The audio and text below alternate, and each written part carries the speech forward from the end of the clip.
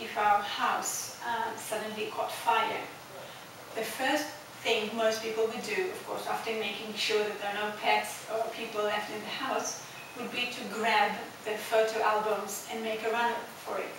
Because photo albums were perceived as something which is irreplaceable.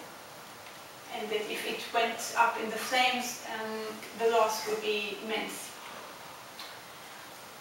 We've seen examples of this during the fire in the Carmel forest in Israel in 2010. I'm going to be using some quotes from Ynet from December 2012. Sorry, 2010. What do you take out of your home a minute before it goes up in fire? Ido and his mom hurriedly put into a suitcase albums with family photos, a laptop computer, high school degrees, an iPod, old video cassettes, and some valuable china inherited from grandma. We took what we knew that the insurance won't cover.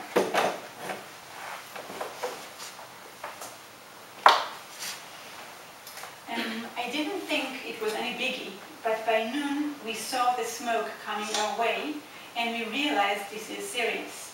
My husband called and said, "Daphna, pack up the negatives of the photos."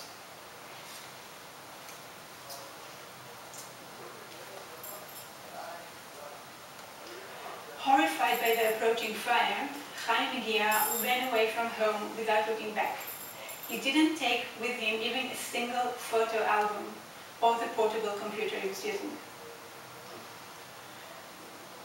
We've seen examples of people realizing that photo albums were irreplaceable in the horrible bushfires in Australia as well.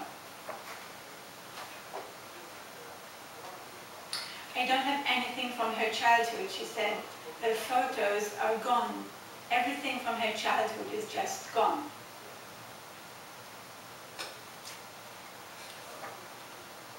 "My home has been burned to the ground. My dad's 50,000 worth of Australian dollars is gone. My mom's cat is dead," she said. "All our memories, all our photos are gone." Christopher Hall is the director of the Australian Centre for Grief and Bereavement. I had him lecturing in a conference earlier this year, and he told stories of families that put the photos for safekeeping in another place, in a friend's or a family member, only to later find out that the fire has changed its course, and the pictures caught fire in the place that they were supposed to be safe in. And Alexandra, which is a hospital in Victoria, a region of Australia which was badly hurt in the bushfires in 2009, published an article titled "After the Bushfires." "You may have lost your home in the fires, losing sentimental possessions, even though it may feel now like these memories are gone forever.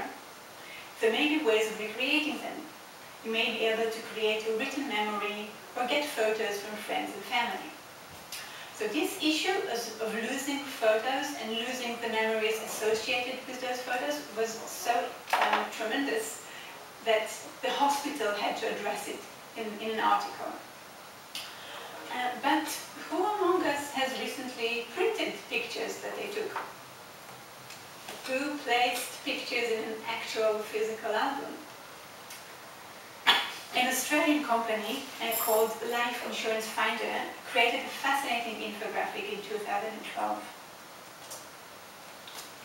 Every day, 4.5 million pictures are uploaded to Instagram, which is an online photo sharing and social networking service.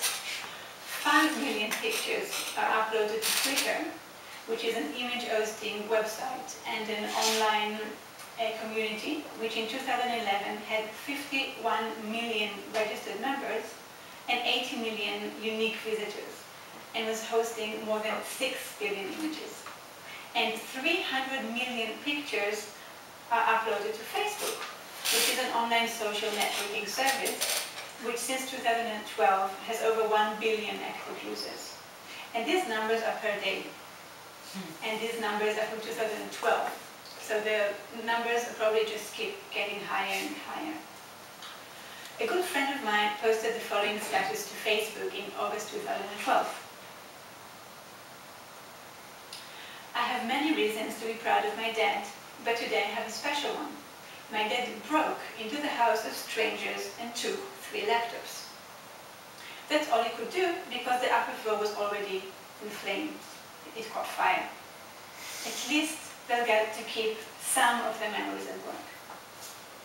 So we've reached a stage in which one of the kindest things we could do if a house were to catch fire is, of course, to make sure that there are no animals and pets inside, but after that, to take out and remove from the premises their smartphone, tablet, laptop, portable hard disk, and if we have time to disconnect cables, then also their computer. The way we remember others and the way we will be remembered has already changed. This Australian company, Life Insurance Finder, shared some more fascinating data in their infographic from 2012. How much of our history is digital? We see that with people who are 65 years old or older, it's 12%. And with teenagers, it's already at 86%. And it's likely to only get higher from now on. So, wait, hold on there for a second. So, if physical photos might get burned in fire, and we upload so many pictures online each day, and so much of our history is already digital, then that's a good thing, no? It means that if our house went up in flames, our memories will remain intact. Well, this isn't as rosy as it sounds, and we'll get back to this later on. The physical world is no longer our only way of preserving memories. There are various ways in which we try to preserve ourselves or preserve the people we love before and after death. We're already taking some of them for granted.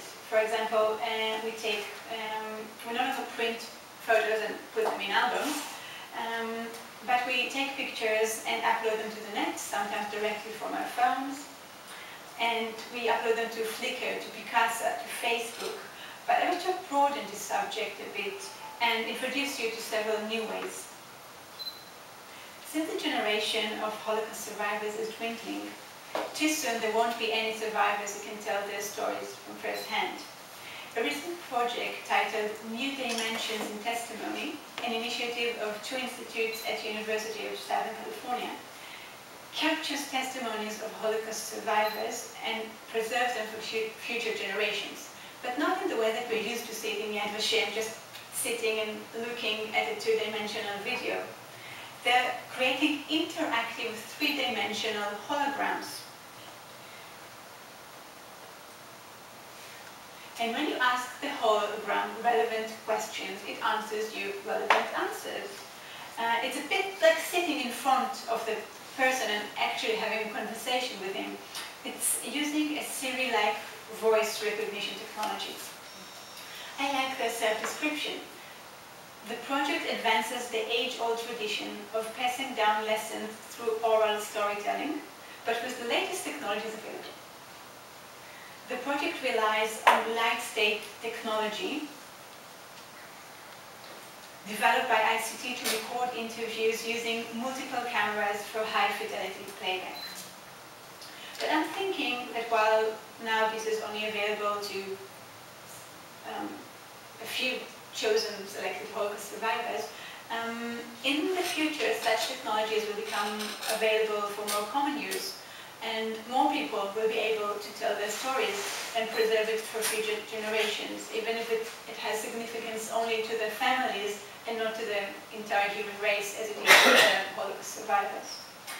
Here is a video of a short demonstration.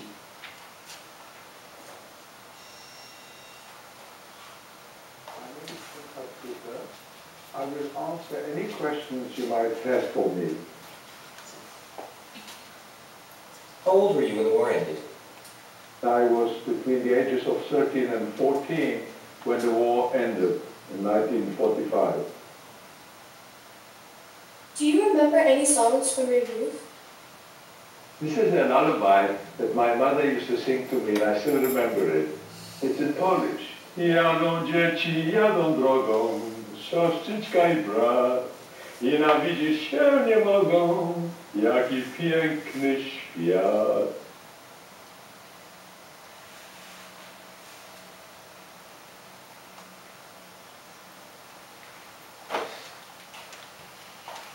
You get goosebumps each time when you hearing the voice of a person who is no longer alive singing us a lullaby can be very moving. The project Remembered Voices offers us, all of us, exactly this possibility. This website has a voice library, and you can live with them a recording of your life story told by your own voice, or of you singing a lullaby, or telling a bedtime story, or simply laughing out loud. Gamers is a term used to describe players of video games and computer games. An avatar is the graphical representation of the user or the user's alter ego or character. The famous American gamer John Never Die Jacobs commemorated his late fiancée, Tina, also a gamer, who passed away in 2005. In 2010, John turned Tina into an avatar called Island Girl. Inside a virtual reality game he created called Next Island. For him, he resurrected her. And his press release stated that he has brought his fiancée back from the dead as an avatar. James Payne is a British gamer who had liver cancer. The Wheeler Foundation charity funds special days out for young people with serious illnesses. They organized a trip in which James visited the UK developers of his favorite game, Total War. The developers were inspired by him and built a 3D computer clone of him, thus immortalizing him as a Roman commander in Total War Rome II.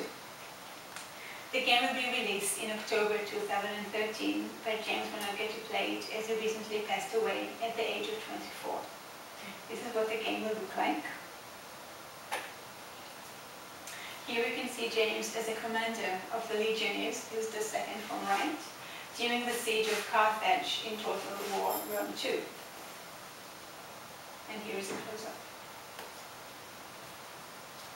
So far, we've discussed avatars of gamers, methods of commemoration which are relevant, probably, only to people that playing games means something to them. But there are companies offering avatar solutions for everybody, not just for gamers. Remember we stated earlier that an avatar is the graphical representation of the user or the user's alter ego or character in a game? Well, there are companies offering us avatars that are the graphical representation of us in real life. There are three separate organizations that make up the Terracin family of organizations. Terracin Movement is a not-for-profit charitable literary organization with 2 annual events, an annual workshop on geoethical nanotechnology,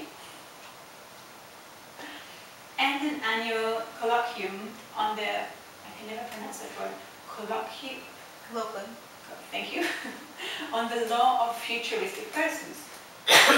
The movement also hosts the CyberRev project. CyberRev means Cybernetic Beingness Revival. CyberRev project is part of a multi-decade experiment to test the comparability of single-person actual human consciousness with a digital representation of the same person created by personality software that rose upon a database comprised of the original person's digitized interactions as assessed by expert psychological review. The Terracin Movement Foundation is a not-for-profit private educational foundation that hosts the LifeNav project, an online networking and personal data storage service designed to test the hypothesis that conscious analogs of people can be brought to life based on sufficiently detailed mind file data. LifeNav enables people to store and share information such as text, files, images, photos, videos, sounds, musical works, and other materials. Uses avatars in the project. It also hosts the LifeNet's BioFile program, where participants may store his or her cells alive, with their biological clocks stopped for an indefinite amount of time. It is also a host and caretaker to Bina 48,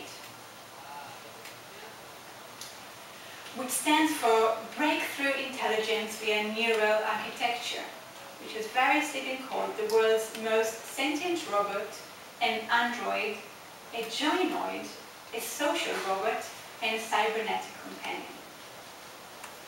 Now we move on to the next company, Untitled.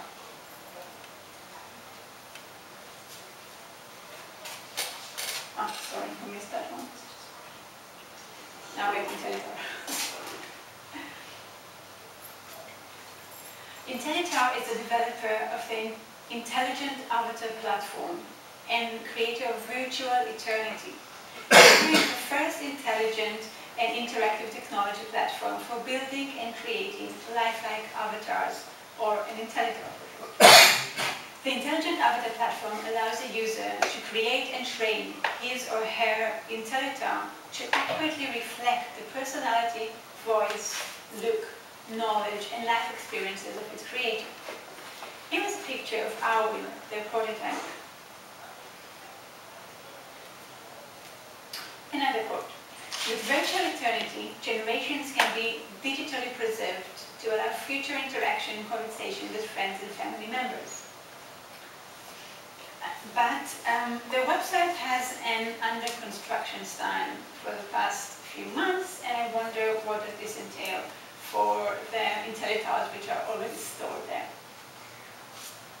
But back when the site was still available, I had a conversation with Donald J. Don Davidson, a founder and a director of this company.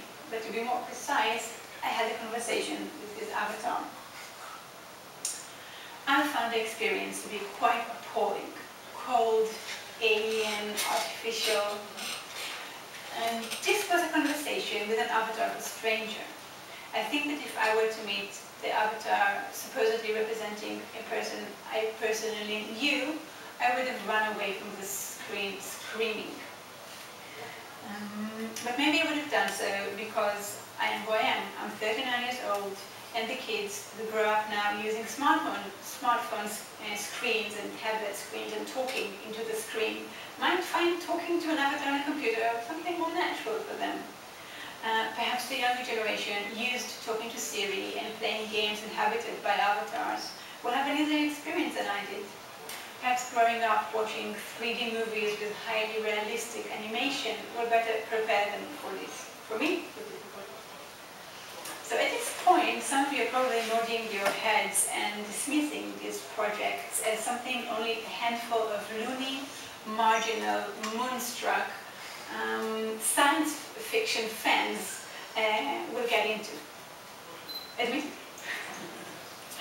So, I want to let you know that a few months ago, in April 2013, the White House notified that in 2014, the BRAIN project will be funded with about $100 million.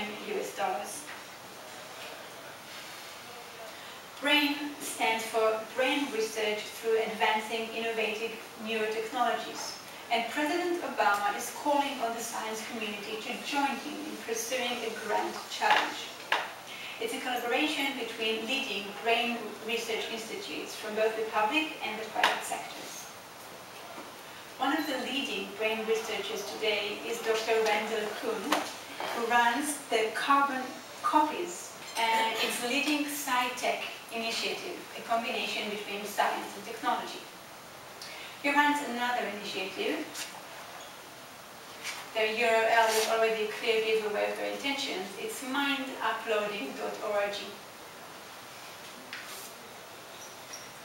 An international conference was held in New York last month, June 2013, by the 2045 movement, which stands for Radical Extension of Human Life by means of cybernetic technologies, initiated by the Russian millionaire Dmitry Itzhak.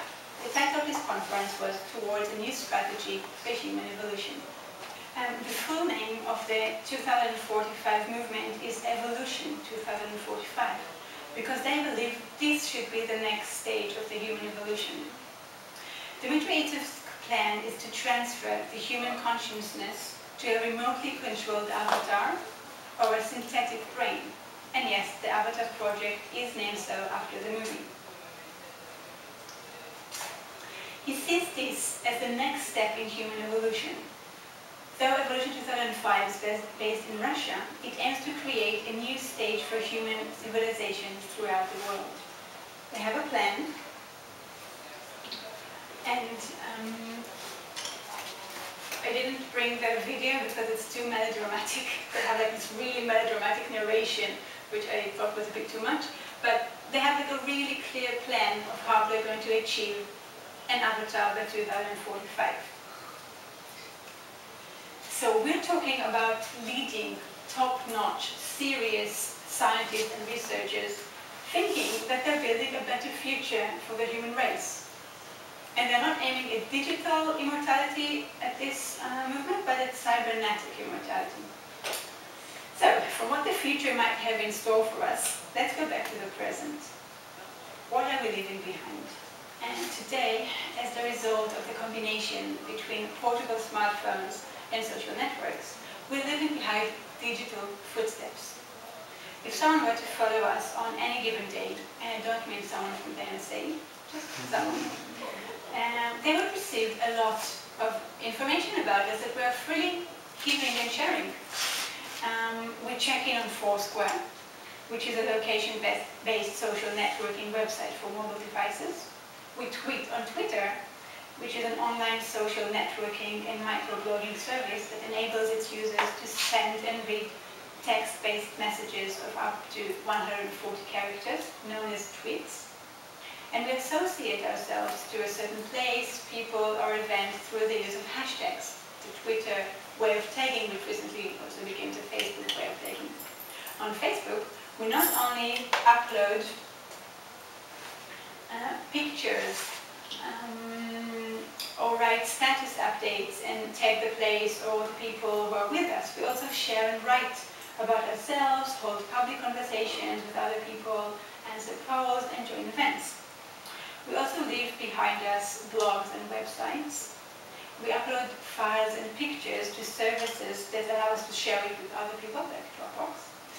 We use backup services that won't allow us to share with others, but it is up there in the cloud somewhere, and it's accessible to someone. We hold conversations. We use Google's Chat, Skype, WhatsApp, we SMS, and all these services keep locked. We use many emails, sometimes from several accounts. So we're leaving behind a very detailed trail, filled with minute details, which we didn't leave behind in the past. I'm guessing only obsessed people used to walk around using a note, holding a notepad and a pen, and writing and documenting with piety. Whom were they with? Where did they go? Who said what to whom? And most importantly, what did they eat while they were there? Today, it comes naturally, especially to young people. We commemorate ourselves constantly, and sometimes without distinction or sorting. But should we be commemorating ourselves and others to such an extent? Who will be able to consume all of this? Who will be able to go over such extents of stuff, deal with it, run it, manage it, go through it, learn from it, keep it, preserve it? In the past, only a tiny percentage of the population could afford to commemorate themselves for generations to come, through gigantic palaces or pyramids or architectural monuments. Imagine that each and every Egyptian would have built himself a pyramid as self-commemoration. What would Egypt have looked like today? Amazon launched a service in August 2012, Glacier. The Glacier offers to store, archive, and backup data in a computing cloud for a very low monthly cost, 1 cent per gigabyte. So virtual pyramids, enormous self-commemoration spaces, will probably start floating above all of us. We'll be able to create a digital museum and hoard tremendous amounts of our personal data in it. Books, music, movies, pictures, emails, social networks, anything and everything we shall ever upload or download. And all this data will probably never get organized or sorted, because what will we bother to if we have unlimited storing spaces at our disposal? But again, who could go through such amounts of self-commemoration? Do you remember that once upon a time, our mobile phones had limited storage capacity, and we had to delete SMSs if we wanted to get new ones? We had to clear the inbox so we could get more SMSs. Then we had no choice but to sort through them. We kept the important ones and we deleted the rest. Now, when we have, most of us use phones with unlimited storage, no one really bothers to sort through their SMSs and delete them. And the same goes for our emails. Once we had email accounts with limited storage space, so we had to delete emails if we wanted to have space in our inbox. But now we have unlimited storage space, and we never bother to delete or to sort through our emails. They just keep piling in there. In the past, having a picture taken was an important, expensive endeavor. To have a family portrait, the entire family would dress up nicely and go to the studio to have the picture taken. It was a rare occasion to be cherished. Later on, as technology progressed and having a family portrait picture taken became cheaper and more accessible, the family would also gather together and have the picture taken outdoors. They still maintained an element of festivity, of importance. You carefully chose where and how to have your picture taken, which photo to develop and to print, and then frame and hang up on your wall. As technology kept progressing, we changed. From capturing on film only a handful of meaningful and events carefully picked, pictures became more and more common, and more common, and this is where we are now.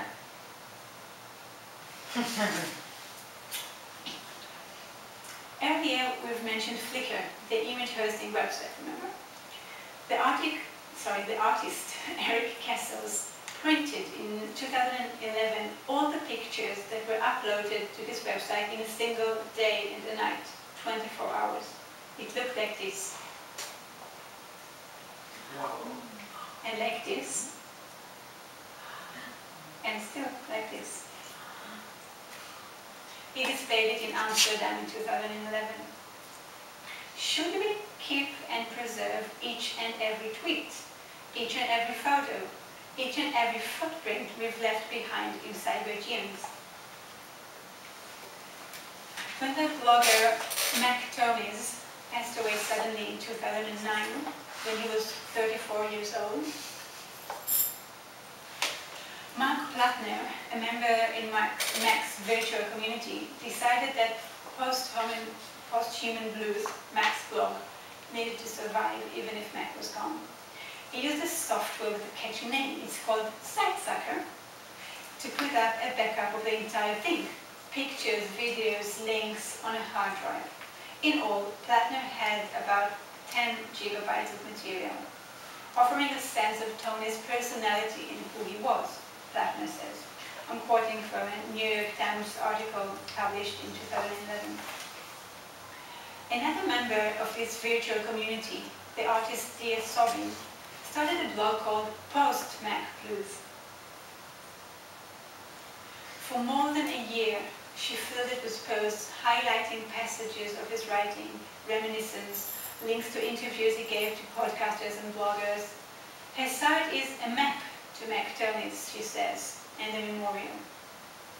And we're talking about one blogger who passed away, and his friends had the dedication and the will and the time and the technological, practical knowledge required to preserve his multiple online creations and presence.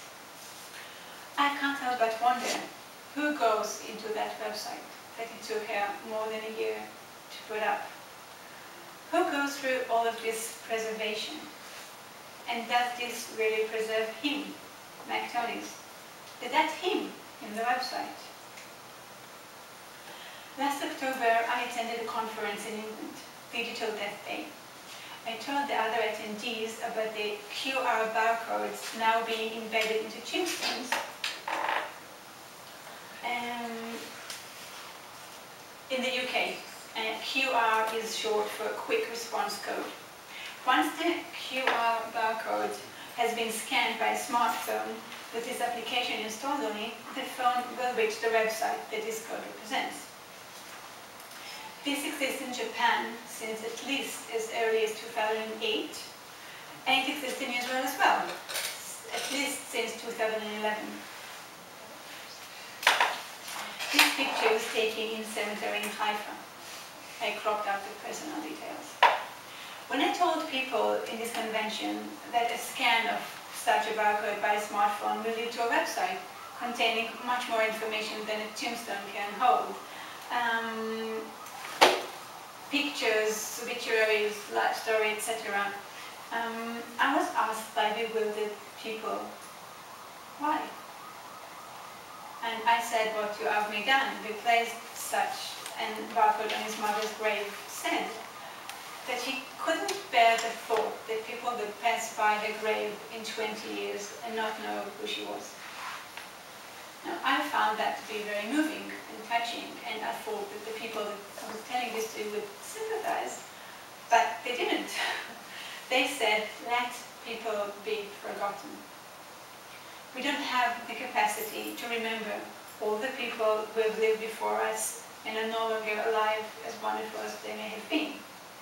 Our mind can't remember every minute of our lives, let alone any minute of other people's lives. Do we really need these digital memories which we accumulate to no end? I was also told that QR barcodes is a technology likely to pass away relatively soon. And in a few years, people will no longer have the technology to scan QR barcodes from tombstones. It will be like placing a vinyl record on a tombstone and expecting people to be able to hear it.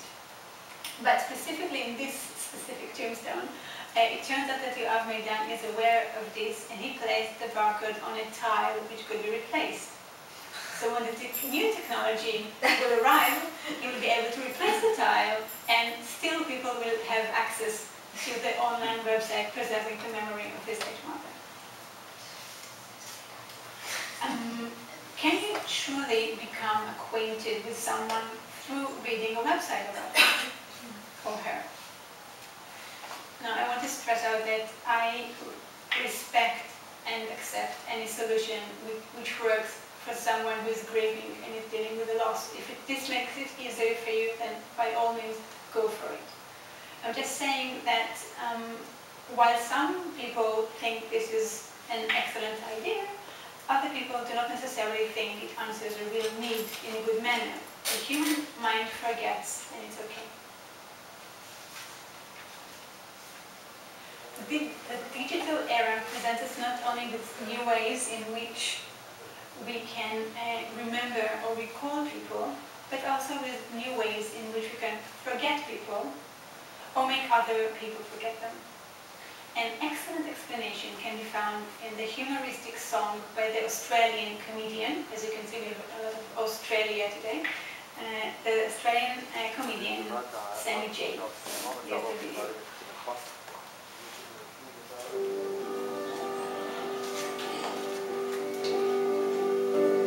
When Grandma died, my father drove us to the house to clean it up and sort possessions into piles, things to keep and things to chuck away. And Saturday became a whole weekend, as we would stop to read the letters, look at photos like we were getting to know her, and I can't help but feel that my grandkids won't treat me with such respect when I go. There'll be no box of photo albums to collect, just a hard drive full of folders, and the folders there'll be files. And if they double click those files, they'll see me. But there'll be no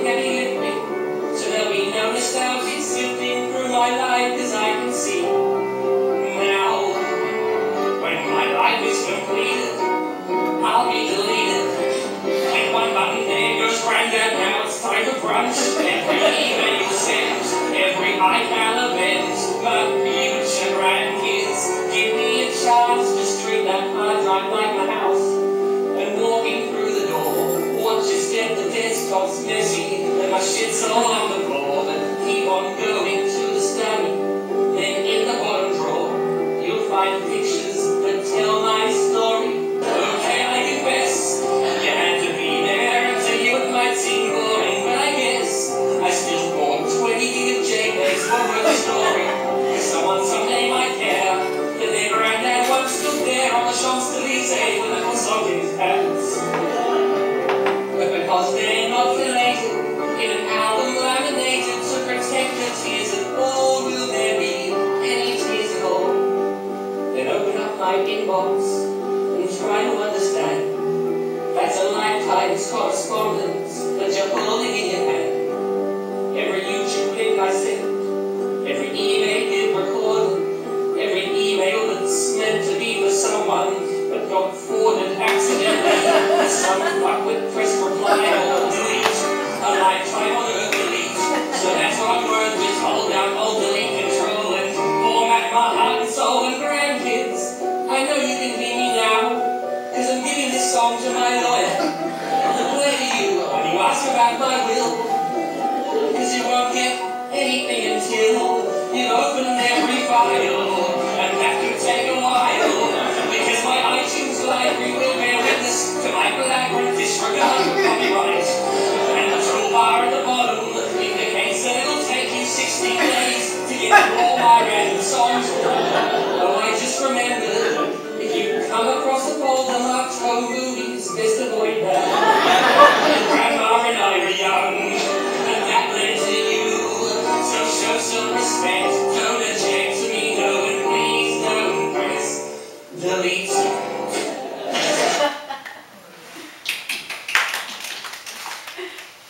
So I did this version myself, that's why it was so crudely cut. But I highly recommend that you watch the entire song. It's on YouTube, it's called Delete, and it's by Sammy J. And I want to thank him for sending me the lyrics so I could put the subtitles in so it'd be easier to follow. So thanks, Sammy J, not for me. Okay. Is there anyone here who has seen the first chapter in the second season of Black Mirror? Be right back. Okay. So Martha and Ash are a young couple. Ash is killed, and at his funeral, her friend tells her about a new service that lets people stay in touch with the deceased by using all these past online communications and social media profiles. A new Ash can be created. At first, Martha is disgusted by the concept, but then, after her friend signs her up for the service, she talks to him and becomes quite taken with the digital replacement. So she's now having a relationship with the digital, online, and virtual representations of Ash. Several companies are already offering real services which are not unlike the made-up services mentioned in this chapter. One of them allows us to keep on tweeting after our death, based on the tweets we posted back when we were still alive.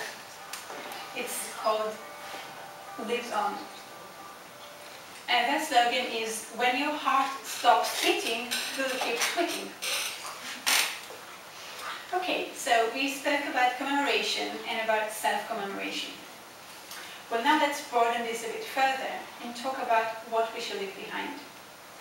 Thanks to all this self-commemoration we've talked about, and all those digital footprints we're leaving behind, we're going to be leaving behind quite a lot, whether we are aware of it or not. We're going to leave behind thousands of photos, websites, blogs, Facebook status updates, Twitter tweets, email. Just think about each and every email we have ever sent or received. All of this shall remain somewhere, and it's called our digital legacy. We're going to leave behind a far greater quantity of digital, virtual, and online contents and assets than we're going to be leaving behind physical contents and assets. Do you remember that earlier we said that maybe it's a good thing that so much of our pictures are hosted online, because if our house went up in flames, our pictures and our memories would remain intact? Well, this is what I'm going to talk to you about next. Let's experiment with this. Please participate by raising your hands. Do you know someone that lost their home in a fire? Do you know someone who owns a computer?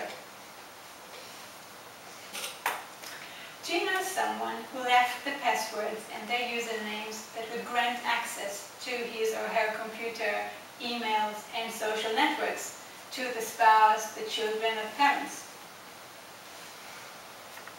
Okay, so while there's always the chance or the risk that the house might get burned down, there is a much higher chance or risk that something were to happen to someone and his or her loved ones won't have access to all the pictures stored in the computer or the net or the cloud, because they won't have the user names and the password.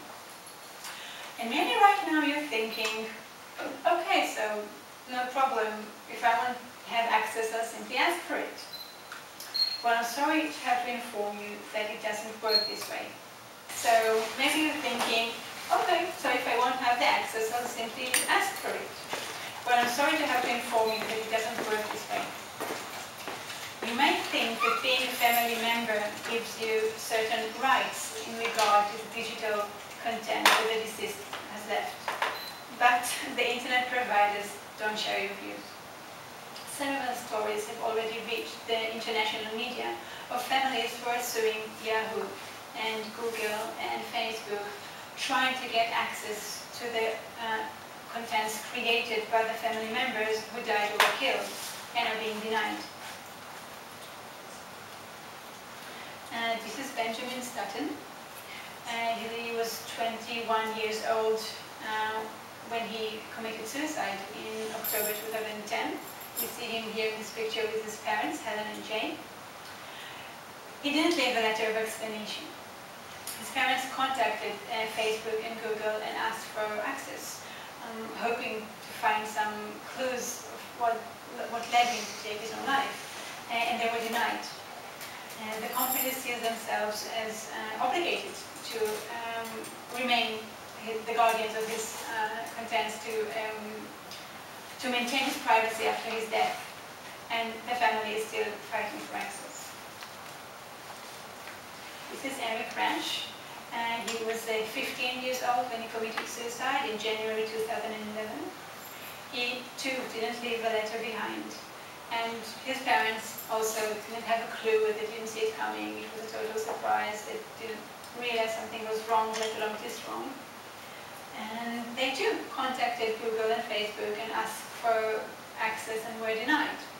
And the company is stating that they remain committed to the privacy of the deceased, even though he is a minor. So this answer led his parents, Ricky and Diane, to initiate a new bill in Virginia, hoping to help other parents get access to social networks after a minor's death. But in their case, they're still fighting. So let's continue with your participation by raising your hands, please. Do you know someone who actually read the terms of use when he or she signed up to a website, an email account, or a social network? And do you know someone who knows what is the policy of the internet services he or she are using in case of a death of a user? Nobody does. And almost nobody reads the terms of use, and almost no one knows what is the policy in case of the death of a user. Nobody does. Nobody reads the terms of use, and almost no one knows what is the policy of the internet service providers in case of the death of a user. And that user might be the user himself or his family members. Why? For several reasons. A, because people don't like thinking about death. B, because even the people who do realize that writing in will is the responsible, adult, grown-up thing to do, often don't realize that they have digital and virtual assets which need to be included in that tool as well. And C, because at least as far as the Israeli internet providers are concerned, they simply don't publish their policy in case of the death of a user online. So even if you were to go through the trouble of reading the terms of use, you wouldn't know what the policy is. I contacted 9 companies, find out what the policy is, and published it in my blog. So if someone would need that information, at least it's available online in my blog. When I'm talking to people about the importance of managing their virtual and digital assets, and that the same goes for their loved ones, usually at this stage in the conversation, I can see their eyes get glazed up, and their mind starts coming up with stories and scenarios, and it's usually rather extreme. People are coming up with stories like, I might find out my wife had an affair. I might find out my wife had an affair with another woman. Or I might find out my husband had an affair and he's married to someone else and he has another family and he has children with her as well. People just make stories go to the extreme. And while I'm saying that all this is possible, it's always possible to find that out, I'm not saying it isn't, it diminishes the problem because it makes it seem as if the only people who should manage their virtual and digital assets are people with something to hide, which isn't the case at all. We should all manage it. Because if we go back to what we've talked about before, the importance of having photos and the growing amount of digital photos each of us has, let's imagine what were to happen if we didn't have access to all this digital history, because we simply wouldn't have the usernames and the passwords. In 1991, upon turning 80 years old, renowned American photographer Rhett Weston sat down in front of his fireplace and burnt 75 of his most important negatives. The art and photography circles were astounded and upset, obviously, but this was his choice. Only 12 negatives, carefully chosen by him, were given to the Center for Creative Photography in Tuscany. He died when he was 81 years old. After the thousands of lifetime of negatives by this great photographer were all either burned or chemically destroyed by him. And I'm sure he didn't have anything to hide. It was simply his choice. He wrote in his monograph from 1980, "No one can print another photographer's negatives. It's just too personal. There are infinite choices to make." In an interview in 1991, he said, "I didn't feel any twinges of regret. Make that clear. It's my personal work. Nobody can print it. I don't want students and teachers to print my work." Life magazine charter photographer Peter Stackpole, who lost his own negatives when the Oakland firestorm destroyed his home in the Penrith fire, said he was shocked when he first heard of Weston's pledge. "I can't imagine willingly destroying my work." But this is a legitimate choice, although an extreme one. So his choice was an extreme one, but he chose what to leave behind and what not to leave behind. We can all do that. We can all ask ourselves, what do we choose to leave behind? We're not helpless. We can manage all this self-commemoration because we're leaving behind tons of stuff which will allow people to remember us by or not. We all create things constantly and keep it in our computers or mobile phones or upload it to the net. If we want to decide what to leave behind us out of this abundance and with whom to leave it with, we're going to leave behind a mess. And it's not a mess like in an untidy room, saying, okay, someone else will deal with all these untidy drawers. We're talking about an entirely different scale of a mess to be leaving behind. Remember all those pictures uploaded to Flickr in 24 hours and then printed? We're leaving a mess in at least this scale, or this scale. We can choose and manage and decide what to leave behind us and how will we be remembered or forgotten. Perhaps we would prefer for our virtual representation to be gone with us.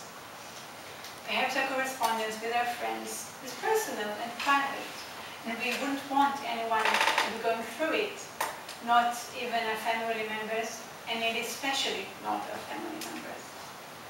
But perhaps we would prefer to grant access to the content we've created or the pictures we took to the people who love us. We can control it, but it won't happen by itself. We need to take care of this, and it's pretty simple to accomplish. In conclusion, as we're reaching the end of this lecture, we've seen that commemoration has changed in the digital era, for better or for worse, like with QR barcodes and tombstones.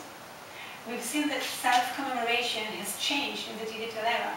We commemorate ourselves constantly, and maybe too often and too much, and maybe we're preserving moments or events that in hindsight don't merit commemoration, like those two Japanese girls taking that picture in the station.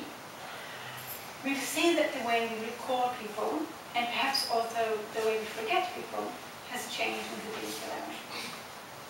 We've learned that for most people, losing pictures in a fire is a horrible thing to go through. But to lose access to the digital contents that include much more photos than anyone has ever printed and placed in albums is not only horrible as well, but much, much more common. And I highly recommend, as you understand, that you manage your digital legacy, i.e. manage your virtual and digital contents, and encourage your loved ones to do the same. In my blog, there is a post with a list of websites offering these services. Look under Managing Your Digital Legacy.